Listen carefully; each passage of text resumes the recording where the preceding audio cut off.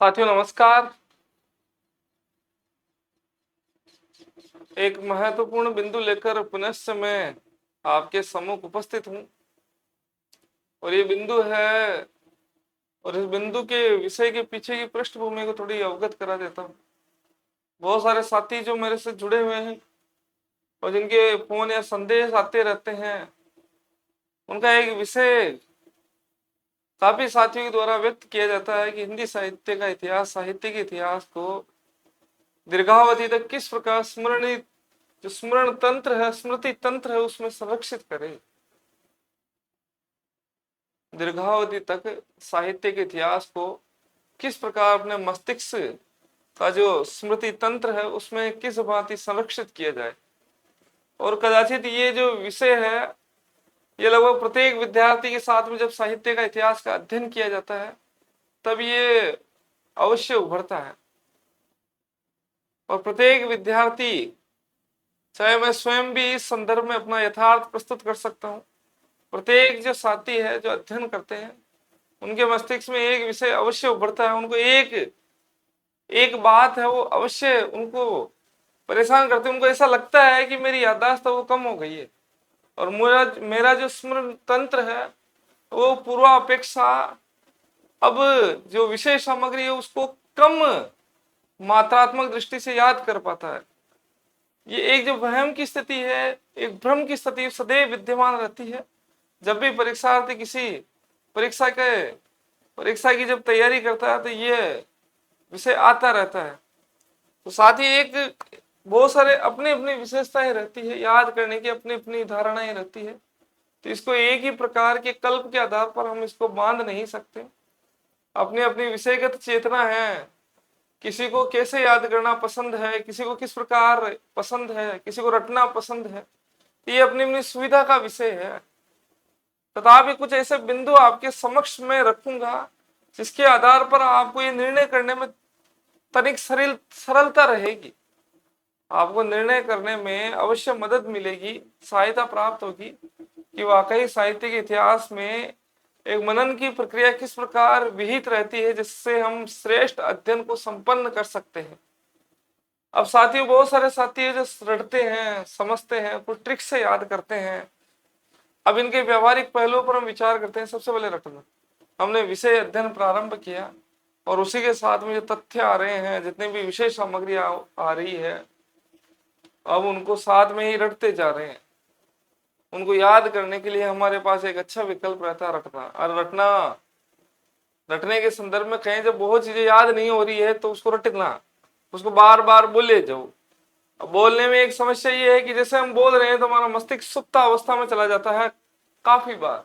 सदैव के लिए नहीं कह रहा हूं, हम रट रहे हैं। हम रट कैसे रहे? हिंदी का पहला कवि सरपा, हिंदी का पहला कवि सरपा, हिंदी का पहला कवि सरपा। उसमें आपकी जो जबान है, वो जो जुबान है वही कार्य कर रही है, आपका मस्तिष्क वो सुप्त हो चुका है। ये एक समस्या रहती है रटने की प्रक्रिया। अब रटना अगर समझने के साथ में जुड़ जाए तो फिर उसके अच्छे लाभकारी परिणाम प्राप्त हो सकते हैं। हम रट रहे हैं, हमारा मस्तिष्क सक्रिय नहीं है, केवल हम मुंह से बोल रहे हैं, बार बार उसी चीज को दोहराते हैं। सरपा हिंदी का पहला कवि, सरपा हिंदी का पहला कवि। आचार्य रामचंद्र शुक्ल ने हिंदी साहित्य के इतिहास में आदिकाल को 1050 विक्रम संवत से 1375 माना है। 1050 से 1375, 1050 से 1375, ये क्रम चलता चलता 1375 65 हो जाता है, पता ही नहीं चलता। तो रटने की प्रक्रिया में एक जो समस्या सबसे बड़ी आती है वो आता है आपका मस्तिष्क सुप्त हो जाता है, वो सोने की स्थिति में रहता है। और जो सारे कार्य करती है वो वाणी करती है। आपको वाणी उसको शब्द प्रदान करती है। मस्तिष्क से किसी भी प्रकार से जो मुख है उसको तरंगे प्राप्त नहीं होती। तो रटने की प्रक्रिया में ये समस्या आती है। अब दूसरा है कि समस्या याद करें। विषय को बहुत अच्छे से आप पढ़ रहे हैं, समझते जाए एक एक पंक्ति क्या क्या करना चाह रही कि सरपा हिंदी का पहला कवि है और उसके कवि होने के पीछे प्रमुख धारणाएं क्या क्या है। उनकी जो विषयगत चेतना है वो अपने संग के, अपने से पूर्व के जो कवि है उनकी जो संवेदनाएं उनसे हट के अलग निकल जाती है। इसीलिए सरपा हिंदी के पहले कवि है। इन्होंने जो दोहा और चौपाई की जो शैली प्रदान की है, कदाचित उस समय हिंदी में अन्य कोई कवि उस प्रकार की शैली को आबद्ध नहीं कर रहे थे, और ये अंततः जायसी और तुलसी के लिए भी एक अनुकरणीय मार्ग के रूप में सिद्ध होती है। तो इस दृष्टिकोण से हम कह सकते हैं कि सरपा हिंदी के पहले कवि हैं। तो इनकी विषय विविधता है, चाहे इनकी जो शैलीगत विशेषता है, इसके अतिरिक्त इनकी जो भाषा है, जिन शब्दों का ये उपयोग कर रहे थे, कदाचित वो अपभ्रंश को छोड़ते हुए और हिंदी के अधिक निकट जान पड़ रही थी, इसलिए हम कह सकते हैं सरपा हिंदी के पहले कवि। तो ये बहुत सारी चीजें समझने में, आप तथ्यों को एक पंक्ति बोल के उसको समझ नहीं सकते, उसके लिए उसको आगे पीछे दाएं बाएं बहुत सारी सामग्री का आपको पढ़ना पड़े, तब जाके वो तथ्य स्मरण होता है। तथ्य, एक तथ्य को याद करने के लिए 3 पंक्तियां नीचे और 3 पंक्तियां ऊपर आपको अच्छे से पढ़नी पड़ेगी।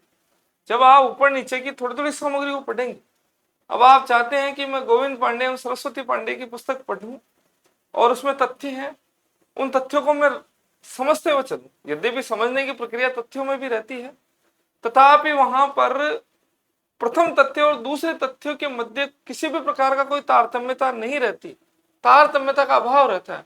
और जब तथ्यों के बीच में तारतम्यता का अभाव रहता है, तो सामग्री हमें आत्मसात करने में हमें अत्यंत कठिनाई का सामना करना पड़ता है। जैसे आपने पढ़ा, किसी विषय को लेकर 4 तथ्य आपने पढ़े, जैसे गारसा दत्तासी है, गारसा दत्तासी का ग्रंथ ये है, इनके ग्रंथ में इतने कवि है, इनके ग्रंथ में ये फ्रेंच में लिखा गया है, ये यहां से प्रकाशित हुआ है। ये 3-4 तथ्य एक साथ आ गए। अब इसमें किसी भी प्रकार की तारतम्यता नहीं है, पहला तथ्य दूसरे तथ्य से भिन्न रूप में प्रकट हो रहा है। हमें क्या है कि समझने की प्रक्रिया सदैव साथियों मूल पुस्तकों से अधिकाधिक संपन्न होती। ये जो आपकी जो रटने वाली जो प्रक्रिया है, ये आपकी तथ्यात्मक जो पुस्तकें उसमें अधिकाधिक संपन्न होती। तो क्या जो एक पंक्ति वाली पुस्तकें, जो वस्तुनिष्ठ पुस्तकें हैं, क्या उनमें समझने की आवश्यकता नहीं होती है? ऐसा कदापि नहीं है, वहां पर भी समझने की प्रक्रिया अधिक है। हमारे मस्तिष्क को अधिक चेतन करना पड़ेगा, हमें चीजों को मस्तिष्क को संदेश प्रदान करना पड़ेगा, क्योंकि वहां समझ कम और रटना अधिक हो जाता है। और जब आप मूल पुस्तकें पढ़ते हैं, जब डॉक्टर नगेंद्र आप पढ़ रहे हैं, आचार्य शुक्ल जी की पुस्तक का अध्ययन कर रहे हैं, तो वहां रटना कम और समझना अधिक हो जाता है। और जब समझना अधिक और रटना कम हो जाता है, तो चीजें स्वतः ही आत्मसात होती जाती। तो किसी भी तथ्य को यदि आपको रटना है, तो उसको समझना पड़ेगा, समझना और फिर रटना। 4 पंक्तियां नीचे और 4 पंक्तियां ऊपर पढ़ी अच्छे से, उसके विस्तार को आपने पढ़ा, क्या क्या है, किस प्रकार है, इसके पीछे के मूल में विषय क्या निहित है। गारसा दत्तासी है, वो विदेश में बैठे हुए विद्वान है, और जो इतिहास ग्रंथ है वो भी हिंदी में नहीं लिखा गया, विदेशी भाषा में इसका परिणयन हुआ है, तथापि इसको क्यों फिर प्रथम इतिहासकार के नाम से जाना जाता है, साहित्य के इतिहासकार के नाम से? तो आपको समझना पड़ेगा कि किसी भी क्षेत्र में किया गया पहला कार्य, चाहे दशा और दिशा दोनों की दृष्टि से जो मार्ग प्रशस्त करने का कार्य जो करता है, वस्तु तो वो सबसे महत्वपूर्ण, सबसे पीक जो महत्वपूर्ण बिंदु होता है, वो ऐसा घुमाव है जहां से दिशा मिलती है। एक घुमाव है जहां 4 रास्ते जा रहे हैं, अब हमें ज्ञात ही नहीं किस रास्ते में हमें चलना है।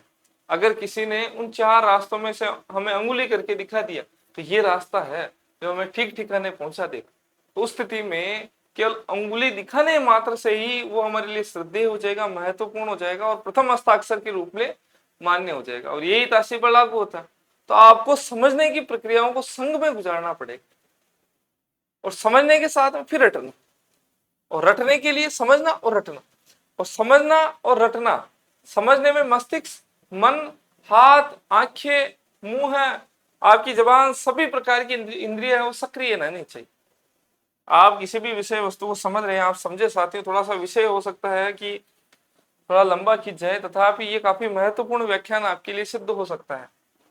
सबसे पहले समझना। समझना क्या है साथियों? समझने की प्रक्रिया में किसी भी तथ्य को आप पढ़ रहे हैं, तथ्य के ऊपर एक विषय सामग्री आपको प्राप्त होगी, और फिर इस तथ्य के नीचे एक सामग्री प्राप्त होगी।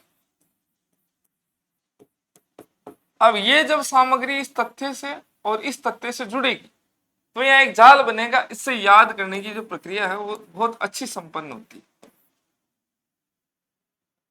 अब केवल तथ्य ही है हमारे पास में और केवल रटना है, तो यहाँ रिक्त स्थान है और यहाँ रिक्त स्थान है, तो याद करने की जो प्रक्रिया है उसमें काफी ज्यादा जटिलताएं रहती है। आप बहुत अच्छे से चीजों को याद नहीं कर सकते दीर्घावधि के लिए, ये दिक्कत। अब यहाँ एक प्रसंग उभरता है कि क्या इसको श्रेष्ठ बनाया जा सकता है, तो समझना, बहुत अच्छे से समझना प्लस रटना, दूसरा को जोड़ा। और इस दोनों प्रक्रियाओं में ये चीज आप ध्यान रखिए कि आपका मस्तिष्क,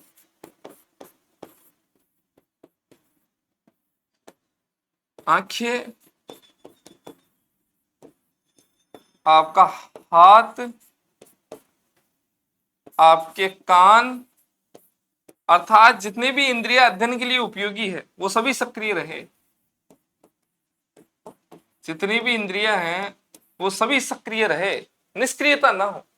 मस्तिष्क, अर्थात आप बोल रहे हैं तो आपके मस्तिष्क से तरंगे आपको प्राप्त हो रही है। सरपा हिंदी के पहले कवि है, आपकी जो आंखें है ऊपर चढ़ गई और मस्तिष्क से संकेतों को ग्रहण कर रही है, ये प्रक्रिया हो सकती है। तो मस्तिष्क चेतन रहे, सक्रिय रहे, सोच रहे हैं, समझ रहे हैं। ऐसा नहीं है कि मस्तिष्क उस समय सुप्त अवस्था में और आप केवल रटे जा रहे हैं। आंखें, आप किसी तथ्य को देख रहे हो तो आप तथ्य को देखिए, उसमें जिस पुस्तक में देख रहे हैं उसमें अच्छे से देखें और देखते हुए आप याद कर सकते, बोल सकते हैं, एक ये प्रक्रिया रहती है।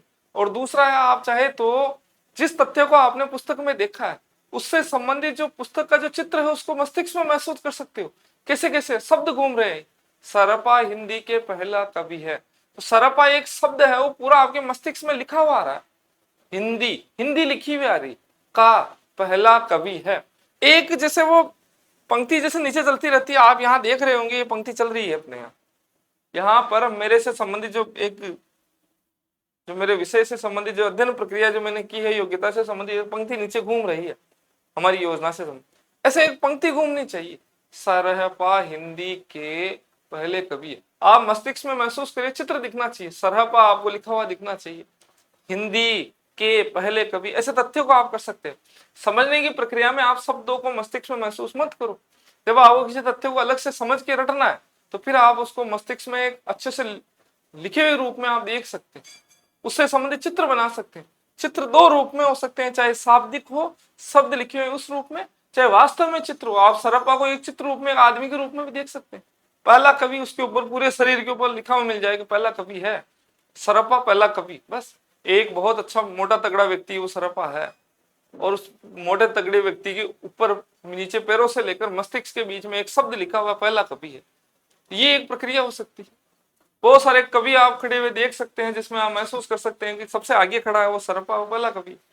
यद्यपि ये लंबे समय की प्रक्रिया नहीं है, आप केवल समझिए और अपने मस्तिष्क में उस चीज को अनुभूत करें और आगे बढ़ जाए, और फिर उसको वापस से 12 घंटा, 20 घंटे, 24 घंटे या 2 दिन के अंदर पुनः उस चीज को दोहराएं, और जिस रूप में आपने याद किया उसी रूप में स्मरण करने का प्रयास करें। आप भिन्न प्रविधि उस पर लागू ना करें। आपने याद अलग प्रकार से किया है और या पुनः से उसको चेतना में लाने के लिए पुनः अलग प्रकार से याद करें, तो फिर आपकी अवरोध होगा, जिसमें आपके मस्तिष्क से उसमें जहां संरक्षण उसका हुआ है वहां जो सही दीप्ति है वो प्रज्वलित नहीं होगी। इसलिए मैं साथियों, आंखें अर्थात आप आंखों से देख रहे हैं, हाथ आप चाहे तो हाथों से लिख सकते हैं, लिखना एक अच्छी प्रक्रिया, उससे पूरा शरीर सक्रिय रहता है। और उसके बाद में या चाहो तो आप हाथों का ऐसे ऐसे, जैसे मैं ये संकेत प्रदान कर रहा हूँ, ये अभिव्यक्ति की एक प्रक्रिया, और अभिव्यक्ति की प्रक्रिया से यहाँ से तरंगे जाती है मस्तिष्क में, कहीं ना कहीं ऊर्जा संरक्षित होती है। तो हाथ हो सकता है, और कान, कान से आप इस प्रकार बुदबुदाओ, सरपा हिंदी के पहला कवि है। यद्यपि ये पंक्ति काफी बार बोले जाने से इसका महत्व कम होता जा रहा है। तो आप बोलोगे, आपके कानों को संकेत प्राप्त हुआ, तो कान, आंख, मुंह है, हाथ सभी एक साथ सक्रिय है। तो एक साथ जब सक्रिय होते हैं तो ये समझना और रटना साथ में हो सकता है। तो रटना एक बुरी प्रक्रिया नहीं है, पर रटने को हम जब रूढ़ के रूप में लेते थे, रूढ़िवादिता के रूप में जैसे हम बोले जा रहे हैं, तो वो एक गलत प्रक्रिया है। हिंदी साहित्य में आपको समझना भी पड़ेगा और रटना भी पड़ेगा। आप समझना और रटना, और ये दोनों प्रक्रियाएं मूल पुस्तकों से अधिकाधिक संपन्न होती है। तथापि आप अगर केवल और केवल वस्तुनिष्ठ पुस्तकों के भरोसे अपने ज्ञान को अर्जित कर रहे हैं, तो वहां पर भी उसमें जैसे भी विषय सामग्री है, जिस रूप में भी है, उसी रूप में आप रटें और समझे। समझना रटना, समझना रटना, ये एक प्रक्रिया होनी चाहिए। अब एक तीसरा विषय आता है साथियों, एक विषय आता है कि हिंदी साहित्य के इतिहास को क्या ट्रिक्स से याद कर ले, केवल ट्रिक्स, ट्रिक्स से याद करना।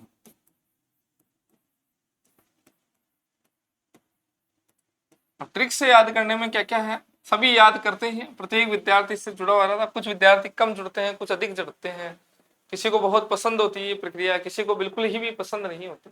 तो ट्रिक्स एक अच्छी प्रक्रिया है, ये एक सहगामी प्रक्रिया, एक सहायक प्रक्रिया है जिससे याद कर सकते हैं। मुख्य प्रक्रिया समझ, सहायक प्रक्रिया ट्रिक्स। पर विद्यार्थी क्या करते हैं, यदा कदा ट्रिक्स को एक मुख्य प्रक्रिया बना देते हैं याद करने के लिए, और जो समझना है उसको सहायक प्रक्रिया बना देते हैं। समस्या यहाँ उत्पन्न हो जाती है। आपने आदिकाल पढ़ा, भक्ति काल पढ़ा, आधुनिक काल पढ़ा, आपने खूब सारे ट्रिक्स बना लिए, जब आप पुनः पढ़ते हो तो वापस से ट्रिक्स भूल गए, फिर आप ट्रिक्स याद करो, ट्रिक्स याद करके ट्रिक्स याद होगा, फिर उसके बाद में आप जो संकेत आपने याद किए उसके बाद में फिर आप पुनश्च उन संकेतों के माध्यम से मूल विषय की ओर पूछे। तो ट्रिक्स में क्या क्या होता है साथियों, सबसे पहले ट्रिक्स आपको, इसको एक शब्द लिखूंगा, ट्रिक्स या उसको आप बोल सकते हैं संकेत। एक संकेत आपने याद कर लिया, इसको कोई प्रविधि, ऐसी कोई विधियां हैं जो रटने की, ये विधियां मान सकते हैं, एक विधियां हैं, फॉर्मूला वगैरह बनाते हैं, इससे आपने याद कर लिया। अब पुनः आपको उस विषय वस्तु को याद, ट्रिक्स, पहले ट्रिक्स, ट्रिक्स से आपने क्या याद की, विषय वस्तु।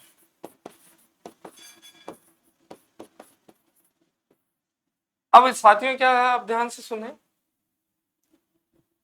अब आपको पुनश्च उस बिंदु को वापस उभारना, विषय वस्तु वापस आप पढ़ रहे हैं तो पहले तो आपको ट्रिक्स याद होना चाहिए, ट्रिक्स वापस से याद आए, ट्रिक्स याद आएगा और फिर उसके बाद में विषय वस्तु, विषय वस्तु है वो जीवित रूप में प्रकट होगी अपने को। अर्थात अपने को विषय वस्तु को स्मरण करना है तो पहले तो ट्रिक्स याद होगा और ट्रिक्स अपने दिमाग में आएगा, फिर ट्रिक्स से हम विषय वस्तु को याद करेंगे। अब जैसे एक बताता हूं कि जैसे निराला अनूप गीत, एक मैंने याद किया था, निराला की जो कृतियां हैं, अनूप गीत अर्थात अनामिका, परिमल, गीतिका और तैसे तुलसीदास, ऐसा करके अनूप गीत, निराला का अनूप गीत, ऐसे याद किया था। जैसे याद करा के ट्रिक्स याद रह गई मेरे को, निराला अनूप गीत, निराला से सूर्यकांत त्रिपाठी निराला, अनूप ऐसे अनामिका, न से भी अनामिका, न दो वर्णों से अच्छा संयोजन बन गया, अनामिका, पैसे परिमल अर्थात अनामिका परिमल, फिर आ गया गीत, गी से गीतिका, तैसे तुलसीदास, ऐसे करके चार रचनाएं याद आ गई। अब मेरे को याद हो गया अनामिका, परिमल, गीतिका और तुलसीदास, ये चार रचनाएं क्रमानुसार, काल क्रमानुसार ये चार रचनाएं हैं। अब परीक्षा में प्रश्न आ गया कि निराला जी की जो कृतियां हैं उनका सही क्रम क्या है। अब नीचे कृतियों के नाम लिखे हुए हैं, अब आपको याद करना है कि ये क्रम कौन सा है।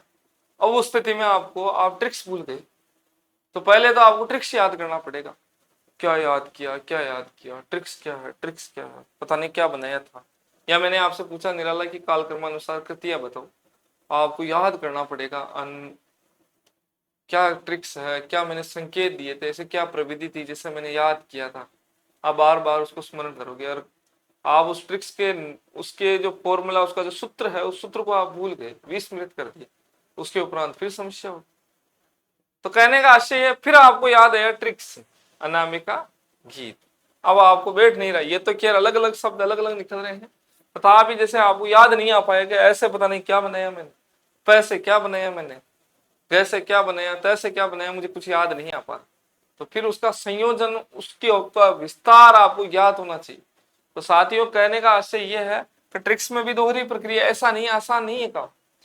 ट्रिक्स में भी क्या है, आपको पहले ट्रिक्स को रटना पड़ेगा और ट्रिक्स के बाद में फिर आपको विषय वस्तु को वापस से ट्रिक्स से विषय वस्तु की ओर पहुंचना पड़ेगा। ये एक मध्यम मार्ग है।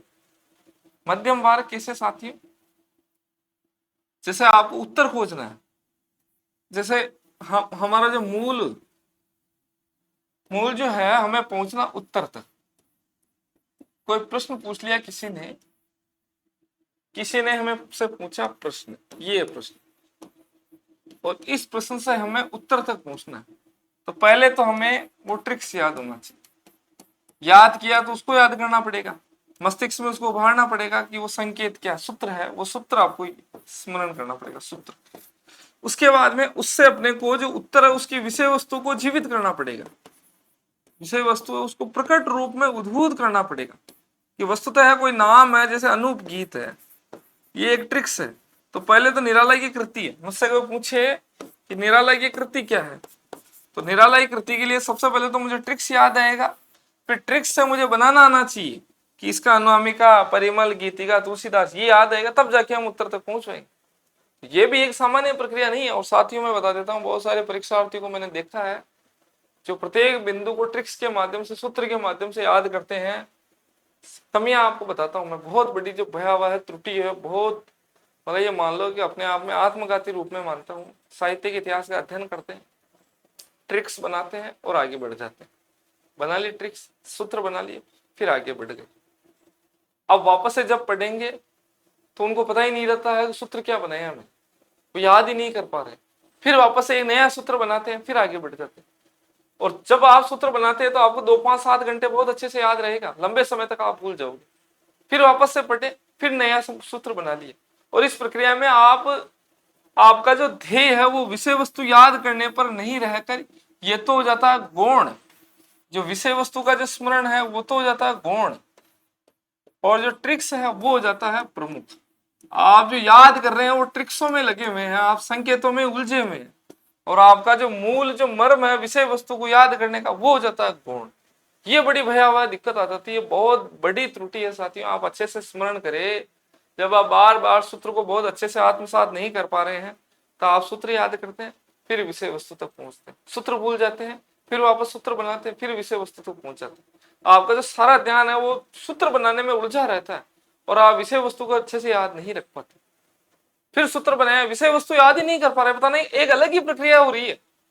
एक ट्रिक्स बनाने, सूत्र बनाने में एक अलग ही प्रक्रिया का निर्वहन हो रहा है और विषय वस्तु आप याद नहीं कर पा रहे। अब यहां प्रश्न उभरता है, क्या हमें सूत्र नहीं बनाने चाहिए, हमें सूत्र बनाना छोड़ देना चाहिए? इसका आशय केवल समझना और रटना, समझने के साथ में रटना जोड़कर ही रुक जाना चाहिए और हमें सूत्र नहीं बनाना चाहिए? तो इसका मैं कदापि समर्थन नहीं करता हूं। समझे और रटे और फिर अगर आपको आवश्यक लगे सूत्र भी बनाए। अब सूत्र के लिए सावधानियां मैं बताता हूं कि सावधानियां क्या रखनी है साथियों। सूत्र आपको बहुत सहायता करेंगे, पर सूत्र ऐसे होने चाहिए जो बिंब रूप में एकदम मजबूती से आपके मस्तिष्क में स्थापित हो जाए। बार बार आपको सूत्रों को याद नहीं करके सीधा आप विषय वस्तु तक पहुंच जाओ, ऐसे मजबूत सूत्र होने चाहिए। और सूत्र के लिए सबसे जो महत्वपूर्ण विशेषता है साथियों, इनको थोड़ा लिख भी लेते हैं, हो सकता है ये उपयोगी बन जाए, जो भी साथी देखेंगे हो सकता है उनके लिए उपयोगी है। सूत्र के लिए आप क्या सकते हैं, इसको आप समझ सकते हैं, ट्रिक्स है। थोड़ी अंग्रेजी भाषा के शब्द मुझे कम ही पसंद रहे हैं प्रारंभ से ही, इसलिए मैं स्वतः ही मेरे बचने की प्रक्रिया रहती है। मेरे व्यवहार में ये शब्द वैसे ही आते नहीं है, यदा कदा ये आ जाते हैं, उनसे भी मेरे को कम इच्छा रहती है इनको मैं वाचन करूं। ये सूत्र है, ये सूत्र अधिक उपयोग में ले रहा हूं शब्द में। सूत्र के लिए सावधानियां क्या क्या है? जो भी आपको सूत्र बनाना है उस पर अटल सुनिश्चित हो जाए, एकदम निश्चित सूत्र बना दे। निश्चित जो सूत्र आपने बनाया है उसको बहुत अच्छे से याद कर ले, अच्छे से समझ ले, उसको समय दे, 1, 2, 3 मिनट दे। आप ऐसा नहीं है कि 10 कहानीकारों की कहानियां याद कर रहे हैं, पहले का बना लिया, दूसरा, तीसरा, 10 सूत्र बना लिया और फिर आप आगे बढ़ गए, उस पर आप अटल और अडिग नहीं है। फिर आपने अनुसंधान किया, फिर वापस से पढ़े, फिर नया सूत्र बना लिया। तो ऐसे ये प्रक्रिया बड़ी बड़ी बुरी प्रक्रिया है और मतलब आपके असफलता के लिए एक कारण हो सकती है ये। तो एक निश्चित जो सूत्र है, सूत्र निश्चित होना चाहिए जो आप ना बनाए। जैसे लाला जी परीक्षा देते हैं, लाला श्रीनिवास, लाला जी पहली परीक्षा देते हैं, ये जैसे सूत्र है। तो लाला श्रीनिवास परीक्षा गुरु हो गए। चाहे आप इसको ये भी याद कर सकते हैं, लाला जी परीक्षा की, लाला जी गुरु जी की उपस्थिति में परीक्षा देते हैं। एक लंबी पंक्ति हो जाती है, पर अब इसमें ये जो सूत्र आप बना रहे हैं उस पर अटल रहे, अडिग रहे, सुनिश्चित रहे, ध्येयनिष्ठ रहे, 100% आप सुनिश्चित हो जाएंगे ये सूत्र ही कारगर है, इसी को याद करूंगा। दूसरा है सूत्र याद करने के लिए सबसे पहले तो इधर होता है प्रश्न, बीच में होता है सह संबंध। एक अच्छा सूत्र आप कैसे बना सकते हैं, और इधर होता है फिर बाद में उत्तर।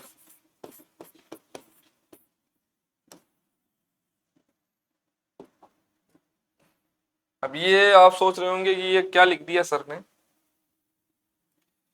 तो सबसे पहले सूत्र, जैसे प्रश्न, प्रश्न है लाला श्रीनिवास, ये हो गए लाला श्रीनिवास, ठीक है।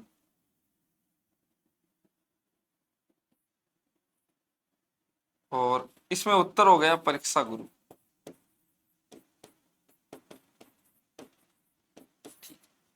अब इस लाला श्रीनिवास को इससे जोड़ना है।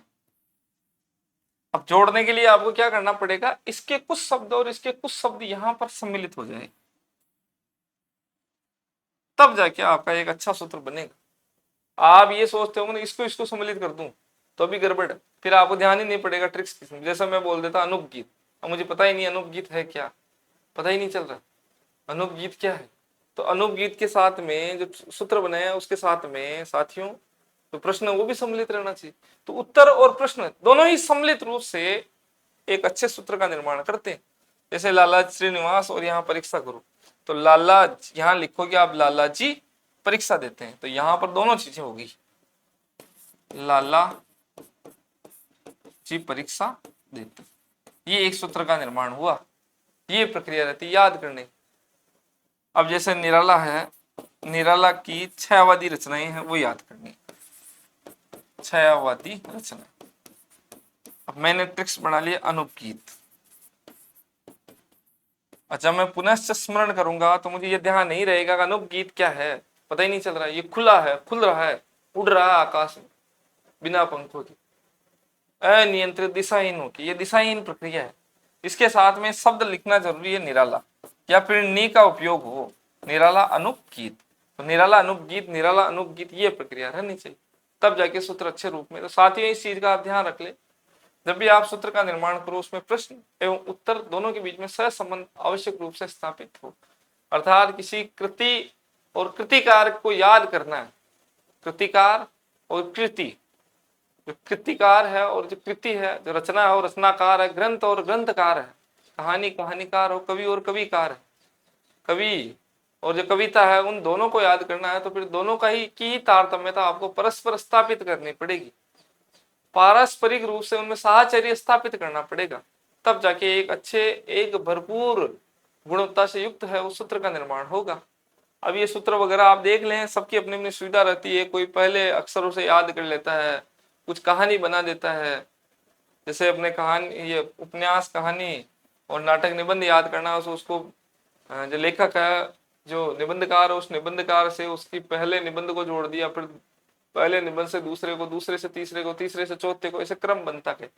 जैसे जैनेन्द्र की का उपन्यास याद करना है तो जैनेन्द्र के समय जो परीक्षा का आयोजन किया गया और उस परीक्षा में सुनीता ने त्याग पत्र दे दिया और कल्याणी विवर्त व्यतीत जयवर्धन ने, ऐसे करके अब ये जोड़ सकते हैं। मेरे मस्तिष्क में थोड़े जुड़े हुए तो मैंने बता दिया, ऐसे आप जुड़ी हुई प्रक्रियाओं को वापस से याद कर सकते हैं, बोल सकते हैं।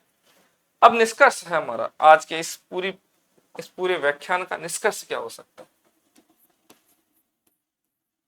एक अच्छे हिंदी साहित्य के स्वरूप को याद करने की क्या प्रक्रिया हो सकती है। ठीक, सबसे पहले समझना, आप विषय को बहुत अच्छे से समझे, ठीक है साथी। और फिर है रटना,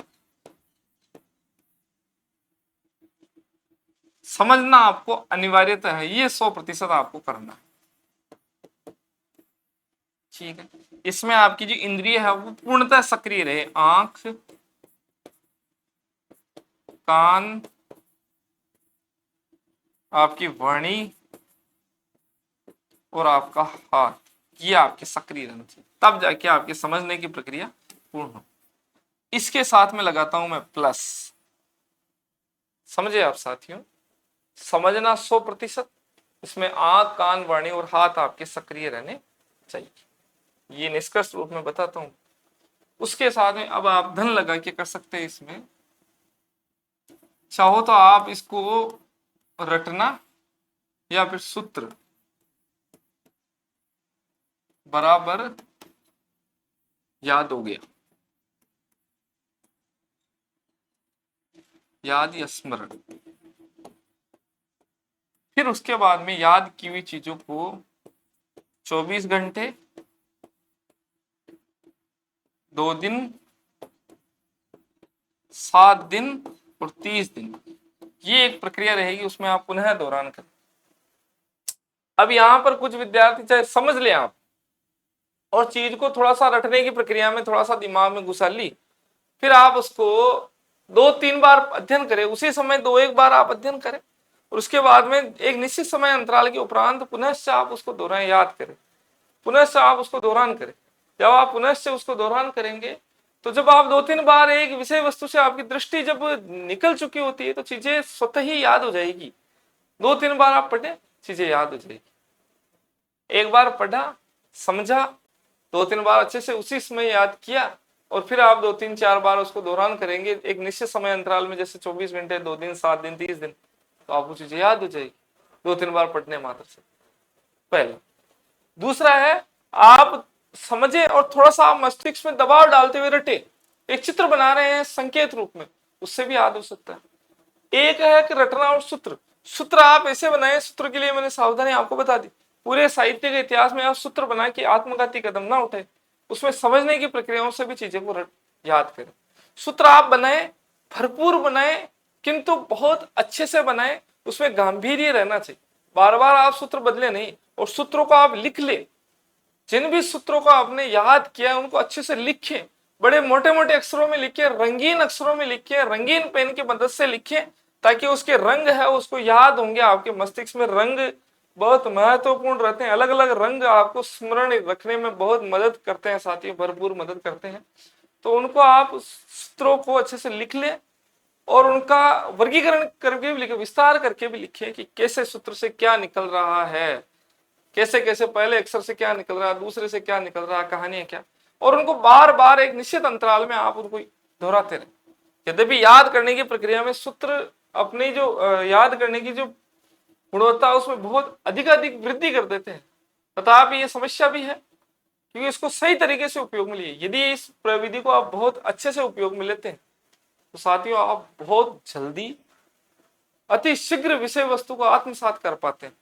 आवश्यकता है समझने के साथ में इस प्रक्रिया का अनुकरण किया जाए और बहुत धैर्य से और गांधीर्य के साथ इस प्रक्रिया को पूर्णतः इस प्रक्रिया का निर्वहन किया जाए। सूत्र क्या करते हैं साथियों, अपने मस्तिष्क को याद करने के लिए संकेतों की आवश्यकता पड़ती है। हमने किसी अपने मस्तिष्क को संकेत प्रदान कर दिए, ये फोल्डर की तरह, जैसे हम कंप्यूटर में क्या करते हैं कि किसी फाइल को सेव करना है तो फोल्डर बना दिया, उस फोल्डर का नाम दे दिया और उससे सेव कर लिया। अब फोल्डर या फाइल का हमने जो नाम दिया है उस फोल्डर का नाम हम भूल गए तो हम कंप्यूटर में कैसे याद करेंगे, उसको सर्च खोजेंगे कैसे। इसलिए हमें जो फोल्डर अर्थात ये जो संकेत सूत्र है ये फोल्डर के रूप में, तो इनको हम मस्तिष्क में रक्षित कर रहे हैं तो हमें इनकी भली भांति अच्छे से याद जानकारी हो, अच्छे से इनके निर्धारण के संबंध में हमें जानकारी हो, इनका जो संबंध निर्वहन उसके बारे में अधिकाधिक रूप से हम परिचित हों, तब जाके सूत्र बहुत अच्छे से याद करते हैं। सूत्र के लिए मैं बता दूं, बहुत अच्छे से आप लिख लें, बहुत अच्छे से सोच समझ के फिर इनका निर्माण करें। तीसरा है साथियों प्रश्न एवं उत्तर अर्थात रचना और रचनाकार, इनके बीच में सह संबंध बना के आप सूत्रों का निर्माण करें। चौथा, आप सूत्रों को हर एक नियमित अंतराल के उपरांत आप देखते रहे, याद करते रहते, मोटे मोटे अक्षरों में जो आपने लिखा है लिखिए आवश्यक रूप से। अगर आपने लिखे नहीं है ऐसे याद कर लिए तो फिर वो बड़ी गड़बड़ हो जाएगी। और जहां तक संभव हो अपने सूत्र खुद ही बनाए, ताकि अपने सूत्र अपनी सुविधा अनुसार बनेंगे और आप अच्छे से याद कर पाएंगे। तो ये संकेत मस्तिष्क को एक बहुत अच्छे से जल्दी संकेत मिल जाते हैं और उसे याद करने की प्रक्रिया द्रुत हो जाती है। अब आप मेरे से पूछेंगे कि आपने क्या किया सर, तो वाकई मैंने समझा भी है, रटा भी है और सूत्रों से याद भी किया, सभी प्रकार की प्रणालियां उसका मैंने उपयोग किया है। तो ये कुछ महत्वपूर्ण जानकारी है, महत्वपूर्ण, इनको मैंने उपलब्ध कराई है आपको। आशा करता हूँ ये व्याख्यान आपके लिए काफी हद तक कुछ न कुछ सहायता अवश्य प्रदान करेगा। साथ ही स्कूल व्याख्याता वरिष्ठ अध्यापक के लिए नए बैच अभी प्रारंभ हो चुके हैं। 27 जुलाई से उनकी कक्षाएं नियमित रूप से आपको मिलना प्रारंभ हो जाएगी। जो साथी साहित्य के इतिहास में मूल विषयों से अध्ययन के इच्छुक है और विषयगत समझ में अधिक रुचि लेते हैं, वो जुड़ सकते हैं साथियों। तथ्य और समझ की जो एक विस्तृत सामग्री, एक विस्तृत कलेवर आपको प्राप्त होगा, उससे जुड़े। इसके अतिरिक्त सहायक प्रोफेसर के जो विद्यार्थी तैयारी कर रहे हैं उनके लिए पाठ्यक्रम, टेस्ट सीरीज इत्यादि मानस पाठशाला ऐप पर संचालित है। आप सुविधा अनुसार और आवश्यक होने पर जुड़ सकते हैं। तो साथियों, इन चीजों का आप अनुकरण करें। आप सभी को शुभकामनाएं। धन्यवाद। नमस्कार।